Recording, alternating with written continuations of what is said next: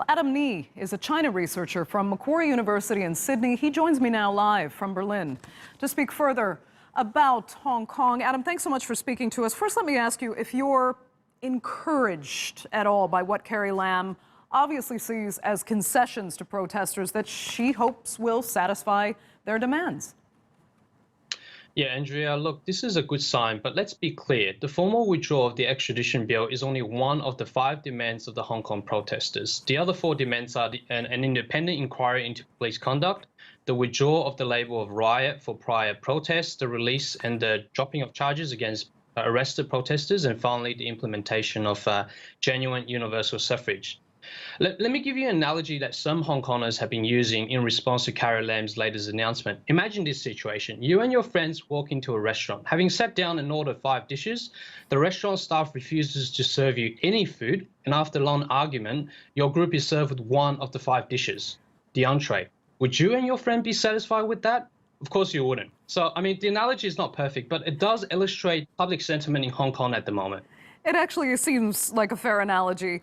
Let me ask you about this one. There are 5 demands, and one of them is universal suffrage. Now, that's been one of protesters' concerns for years and years now. It's been the issue has been raised so many times.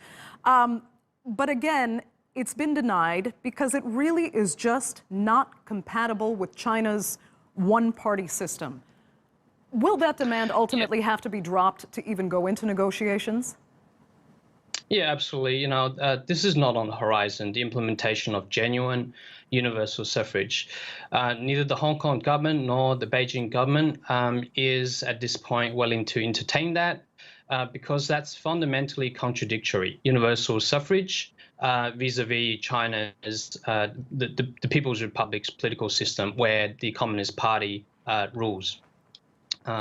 So at some point, you know, I think we are in for a very rough ride. Right. I'm going to interrupt you, Adam, because this all leads to really a broader question here that's been at play for many years now, since the Hong Kong handover. The compatibility of Hong Kong's government, its tradition of democracy, with that of China. Can it work in the long term and set the example that China wants in order to coax Taiwan to reunite with the mainland as well?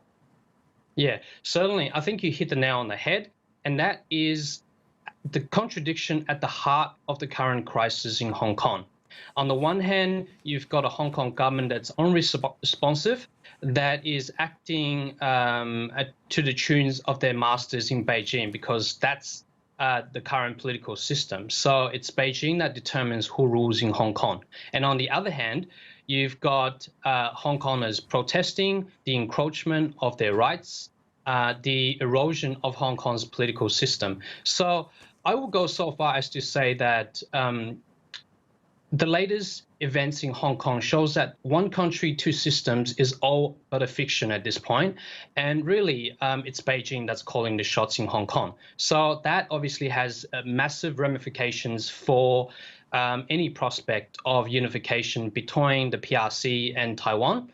And certainly Taiwan is looking at the current unfolding events in Hong Kong very carefully. And it doesn't look very good at all. Adam Ni, thank you so much for joining us there from Berlin.